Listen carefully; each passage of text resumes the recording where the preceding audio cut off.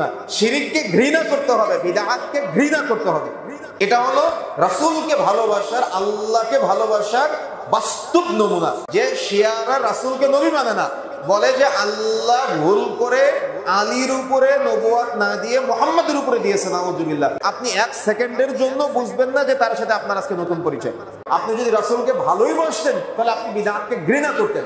শুধু অপছন্দ না, শুধু বাদ দেওয়া না, কি করতে হবে বলেন তো? বিদআতকে ঘৃণা করতে হবে, বিদআতকে ঘৃণা করতে হবে। কেন? বিদআতকে ঘৃণা না করা পর্যন্ত আপনি রাসূলকে ভালোবাসতে পারবেন না, আর শিরককে ঘৃণা না করা পর্যন্ত আপনি আল্লাহকে ভালোবাসতে পারবেন না।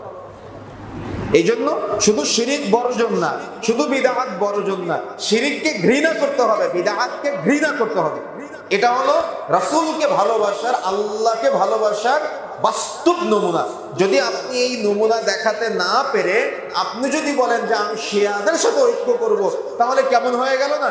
যে শিয়ারা রাসূলকে নবী মানে না, বলে যে আল্লাহ ভুল করে আলীর উপরে নবুয়ত না দিয়ে মুহাম্মাদের উপরে দিয়েছে, নাউযুবিল্লাহ। এখন সেই শিয়াদের সাথে কি আপনার ঐক্য হবে? আমার কথা বুঝেন না মনে হয়। এই জন্য ঐক্যর এই চিন্তা ব্রেন থেকে হারাতে হবে, ব্রেন থেকে সরাতে হবে। ঐক্য কার সাথে হবে? ঐক্য অটোমেটিক হয়ে যাবে যদি আপনি সুন্নাত মানেন। লক্ষ মানুষের সাথে ঐক্য এটা না, ঐক্য অটোমেটিক হয়ে যাবে যদি আপনি সুন্নাত মানেন। এমনিতে আপনার সাথে আল্লাহ রাব্বুল আলামিন এমন ভাবে পরিচয় করিয়ে দিবে, আপনার চিন্তা চেতনার যেমন আল্লাহ ওমন চিন্তা চেতনার মানুষের সাথে আপনাকে এমন ভাবে পরিচয় করায় দিবে, আপনি এক সেকেন্ডের জন্য বুঝবেন না যে তার সাথে আপনার আজকে নতুন পরিচয়। মনে হবে জন্মের আগে থেকে তার সাথে আপনার পরিচয়।